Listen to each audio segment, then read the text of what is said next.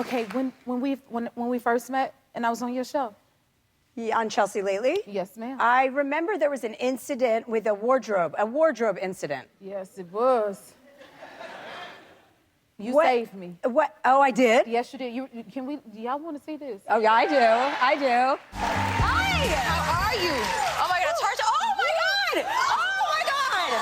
We have to turn around! Oh my God, let me help you! Pick me back up. Oh my God! Oh my God, you have to. You got it. Oh God! Don't break the zipper. Don't break the zipper. I need backup! Okay. All right, we got it. Save me, Jessie! Okay, you're good. We're going to try this again. Hold on. Now, I couldn't turn around for everybody to see, but my dress. You know how you wear the little tight dress with the zipper in the middle? Ladies don't do that on the TV show.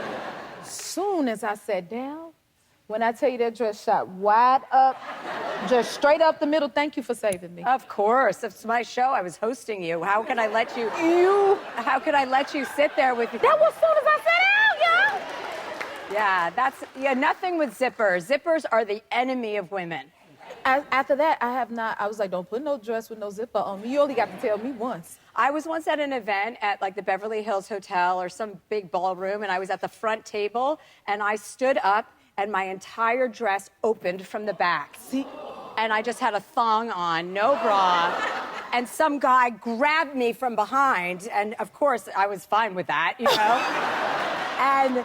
And he's like, your dress is open, because I felt a draft. And I was just like, You didn't know? but the whole entire room behind me saw it. And then I had to go hide. He held me, and we walked backstage, and then I had to wait for a friend to bring me another dress. It was a total fiasco, but I'm still friends with that person today. Yeah. I'm like, thank you. That's a good friend to have. Yeah, I mean, he wasn't my friend then, but he is now. You can't keep up with her. This is amazing. Okay, you remember you were shocked that I had never had a drink because, yeah. Yeah, I know. I can't believe your producer backstage just told me Jennifer Hudson has never had a sip of a cocktail. And I just don't understand why that's necessary. What? Why? Why? Yes. Well, I just, as I say, I don't knock those that do. I just never had. What about a joint? Have you ever had a joint? Wow, Nothing, listen, and no one ever believes it. I know. It's hard for me to believe that accidentally at some event somebody didn't hand you a drink, and you know what I mean? And that you took a sip and went, oh, no, I don't drink. That's not even happened? Yeah, I don't know what your plan is. Yeah. So is it true you got a nun to try to smoke some pot? I got a nun high. Yeah, that's true. Yeah. Like, how does that work? Well, I was like, listen, I don't know if she was no, she was a nun, yeah. We were filming something, and I was like, listen, nuns get a bad rap because they're not fun, so... So you wanted to make her fun? I was like, hey, not that everybody who doesn't do drugs, like, I respect the fact if you've never had a drink and that's good for you, like, everybody should do their own thing. I don't want to, be a bad influence on people. I mean, I do, but I can get by without doing that. But yeah, I got a nun to smoke weed, and she was so funny when she was high, as so many people are. And she sent me an email. We were filming something for my old Netflix show, and when she sent me an email months later, and she goes, I've just got to tell you, I feel like I've loosened up since I met you. And I was like, I said, sister, that is all I am looking to do, is loosen people up. I just want people to enjoy, and relax. Yes. And if you can relax and enjoy yourself without alcohol or drugs, great. Good for you. I can't. That would be me. Yeah. Okay, so you celebrate your birthday, like, it's coming up. My birthday's coming up. I celebrate my birthday. Actually, I'm leaving here and I'm going to Whistler. This is where I go for skiing. I love skiing. Skiing is my passion. I would love to ski. Yeah. Now that I would love to do. Yeah. So every year I film a birthday video celebrating myself skiing topless down a mountain with a Oh yeah, there's one. Now the skiing I could do, Chelsea, but you're not cold. Wow. Look how happy I am. Oh my God. I have a margarita in one hand and a joint in the other. And, And each year, but it's become like a ritual for me. Like every year I have to kind of up it, you know? So this year, up it? Like, how do you up that? Well, I have to either ski down a harder mountain or moguls, I think would be funny with my boobies out, you know, like, because they would be like all over the place, you know? So we're going to try some different terrain, or I'm going to get one of my dogs involved and put them in a baby Bjorn on my back or something. I don't know. We haven't decided, but I'm leaving here. I'm going to the airport, and I'm going to go film my birthday video, and then it'll be on Instagram moments later. That is some birthday celebration. Yeah, that's how I celebrate. Because, I mean, I'm going to be 48, and after a while, it's like birthdays, I don't care. I've had all those big birthday parties. I love to ski. My 3 passions are reading books, smoking pot, and skiing. That's what I feel most passionate about in life. I got to step my game up. Because that was a list right there you got. Yeah, well, yeah, you just got to know yourself. You know what I mean? I like getting to know myself so I don't suffer any, nonsense in the middle. As you get older, how old are you? I'm 41. Oh, 41, okay. So you're a woman. Yeah. 41? Yeah. I think I'm Supergirl now. Yes, no ma'am. joke. You kind of become a woman, and then you kind of don't really care. Like, people thought I didn't care in my 20s. Now I really don't care, you know? Oh, my God. Yeah, I'm like, I'm so confident. I'm so happy being a woman, like a full Like, I used to be scared to grow up because I didn't like to, I didn't want to be mature with responsibilities. And then I realized I could grow up and be mature with no responsibilities. I had to downsize so that my family understands just because I have extra bedrooms doesn't mean I'm looking for company, you know? That is true. Yeah, so I go through COVID, dating during COVID. I tried to date during COVID. I'd give random guys COVID tests in my backyard. And then it was fun because it was like an interview process because the COVID test I had were called these Q Health. And you had to run the diagnostics, and it would take like 30 minutes. So during that time, I could interview them. And if they said anything like annoying or I saw a pinky ring, I would be like, you have COVID, get out of my house, you know? And then it goes through my dogs, my whole situation with my dogs. And then I talk a lot about falling in love because I kind of lost my faith in men for a while. I think a lot of women did in the last couple of years after finding out, everything. And I fell in love, and I got to, and the person I fell in love with renewed my faith in men. So there's a lot of themes in this special, but it's fun to I love this special so much. I'm really proud of it, It's so good. I love how honest you are. It's really good. Okay, so we have something in common. We're both the babies of the family. Like, how was that for you growing up? What number? You're not. Well, it was 3 of us. Okay. I'm the baby. Okay, I'm the baby of 6. Okay. I'm the baby, but I'm also in charge. Me too. Right. Well, it's whoever has the money. Yeah. I mean, let's be honest. I mean, the only reason I get to make decisions is because I'm paying for everything. Yeah. And I'm happy to. I love to share, and I love to spoil my family. Yes. I love to spoil everybody. But my family knows what's up. Like, You're the boss. Yeah. If I'm Baby into boss. meditation, they get into meditation. If I want to go on safari, they go on safari. My sister's like, Africa's too far. I'm like, then you don't have to come. That's my sister, too. Yeah. Yeah, the babies are the boss. Yeah, especially but when you're the boss. were you spoiled growing up? Yes. Yeah. Well, I think all the babies are, don't you think? Yeah. Right? What you say? Yeah, and you get spoiled. It's great. It's kind of the best position in the family because your parents are so tired, that they can't really discipline you. And then your brothers and sisters kind of love, you're like their little plaything. Yeah. So you kind of are in the perfect position. So I would always advocate to try and be the youngest if you have any say in it. I'm with you on that one. Okay, so you started working really young because you were babysitting? Well, my father was a used car dealer, so that was problematic for me because I wanted a different status. And I didn't think, and my dad wasn't really a used car dealer in the sense that he sold the cars. He would just acquire them, and then we would have them in our driveway. And I went on my first airline flight, like airplane ride, when I was 9 years old, or 10 years old. I was 10. And I flew to California from New Jersey with my mom and 2 of my brothers. And I walked past the first class section, and I was like, whoa, whoa, whoa, whoa, whoa, what's going on with these people? Like, who are these people? And my mom was like, oh, honey, we have 6 kids. We're never flying first class. We can't afford that. And ushered me back, to the back of the plane. And I was looking at her like, speak for yourself. And I came back from that trip, and I had a lot of thinking. I was reflecting. I'm like, if this is how they're going to live, like, I don't want to live like this. So I started my own babysitting company when I was 10 years old because I looked like so much older when I was 10. I've always looked older. So when I was 10, I lied and I said I was 15. And I started a babysitting company and I babysat for a 14-year-old kid all summer long. And I was putting him in timeouts. I was like, you need to sit down and think about what she said to me. And I saved up $3,500 that summer. And then the next time I had to go on a plane ride, I was 13 years old, and I went to my friend's mom, who was a travel agent. I got a first-class ticket, and the next time we went to California, we boarded the plane. It was my mom and my 2 sisters this time, and I saw my seat 2A. I'm like, I'll see you bitches at the end of the flight. So I just announced new dates, and I'm going back on tour. You know, I hadn't done stand-up for 6 years before, not this special, my second to last special, and I took a 6-year break, and I didn't really want to, you know, I didn't think I had anything to add or nothing new to say, and taking that time away really just kind of regenerated everything, and now I'm loving it more than I liked it in the beginning. So, Good. yeah. That is awesome. Oh, please tell us you're going to do a late night show again. Yes, I'm looking to do a late night show again, yes.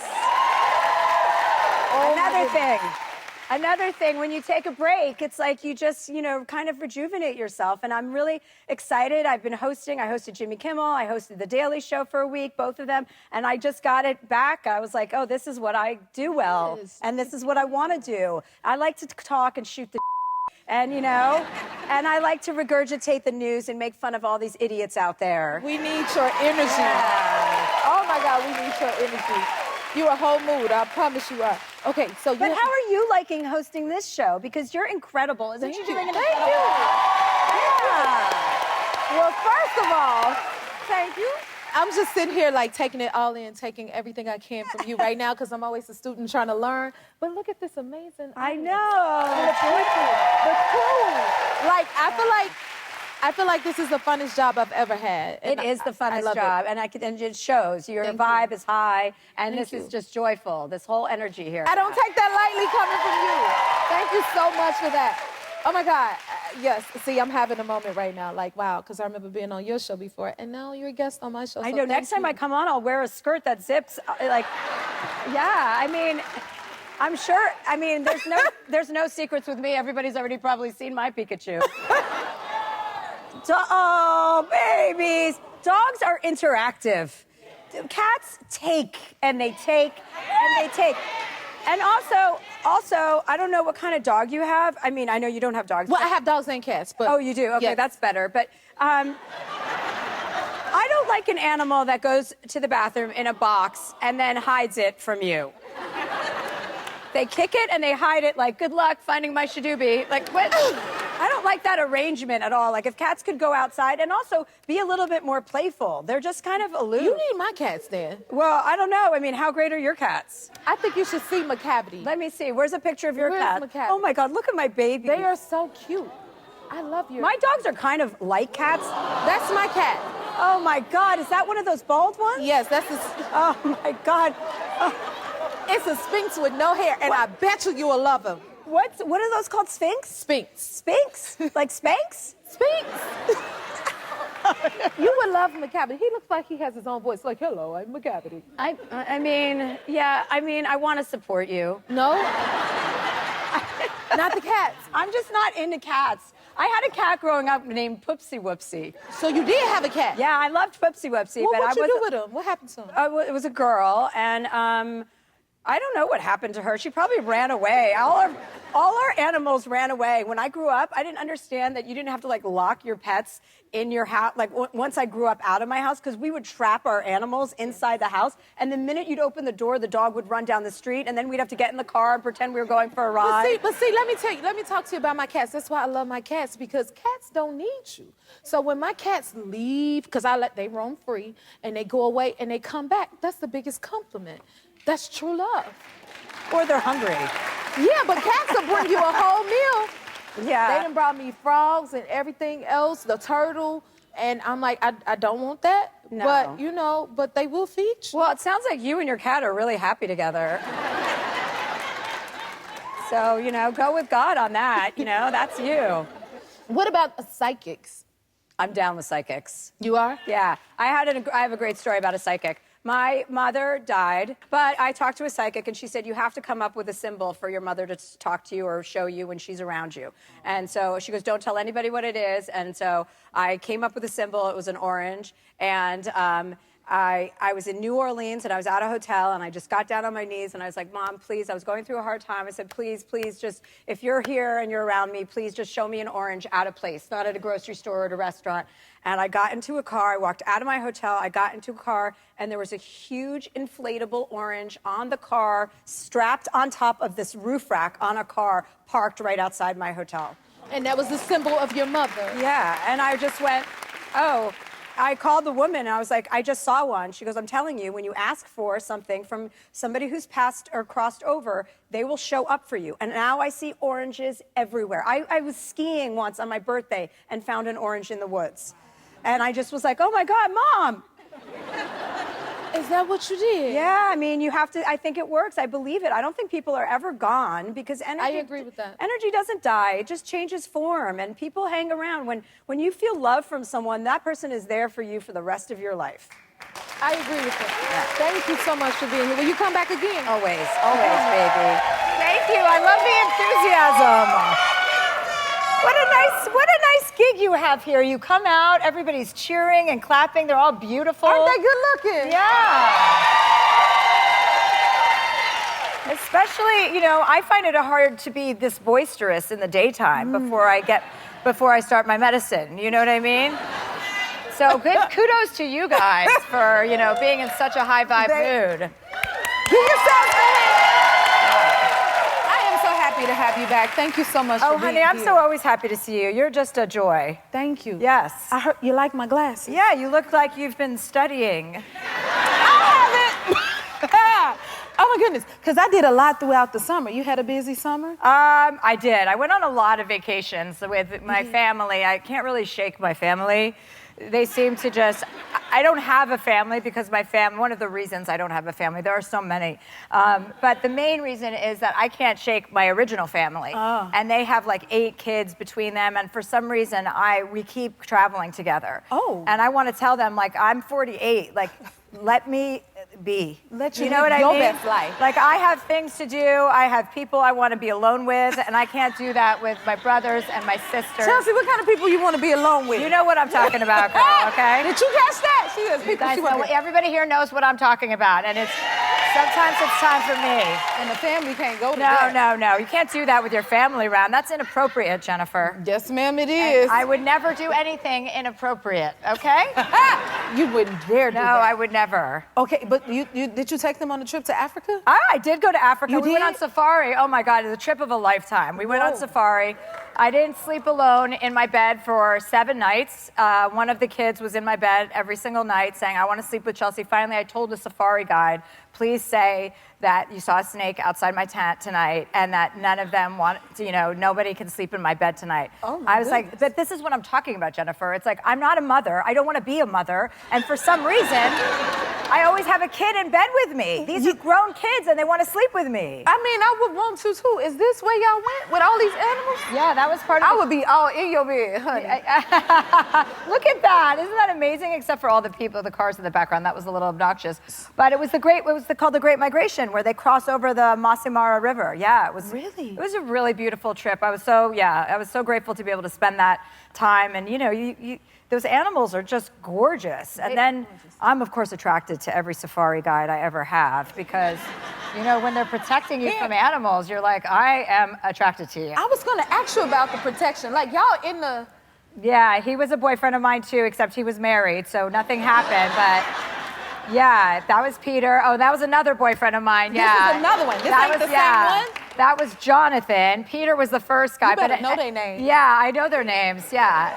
So I had a lot of heavy decision making, because a lot of those cultures, they have multiple wives too, so they're okay with it. And I'm like, whoa. I'm just joking around, I think, Did you have any snacks during the safari at all? Snacks? Yeah, it looked like a road trip. I want a snack. Oh yeah, they pack up the snacks. I thought you meant from the animals. I'm like, no.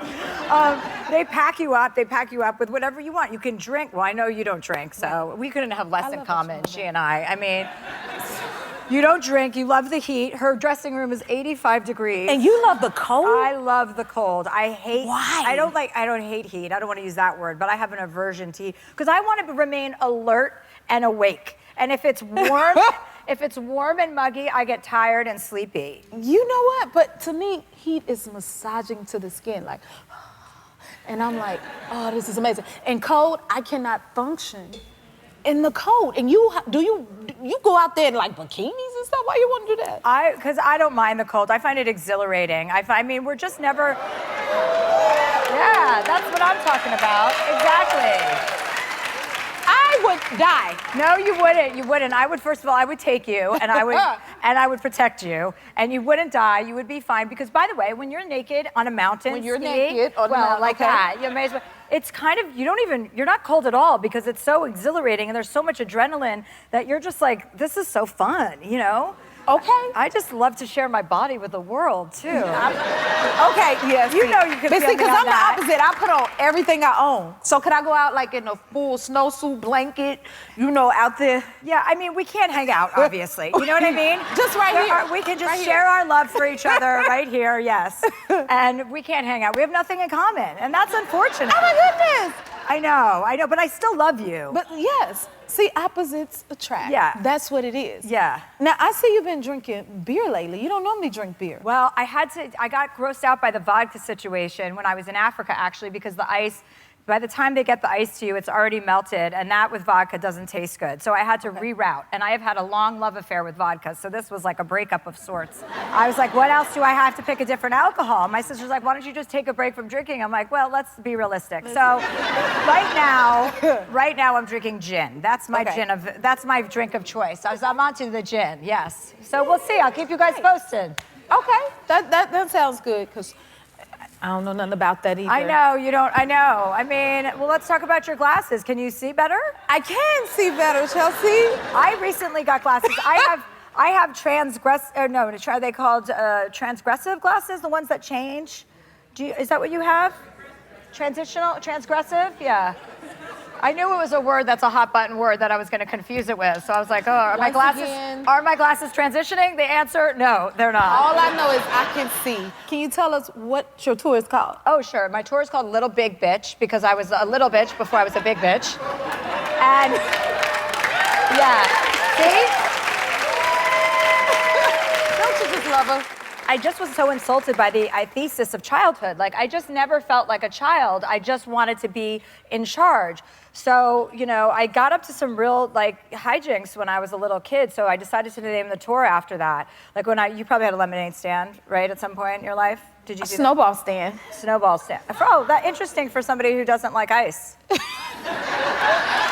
I sold it to everybody else. Okay, well, anyway, I don't like lemonade. So I started a lemonade stand.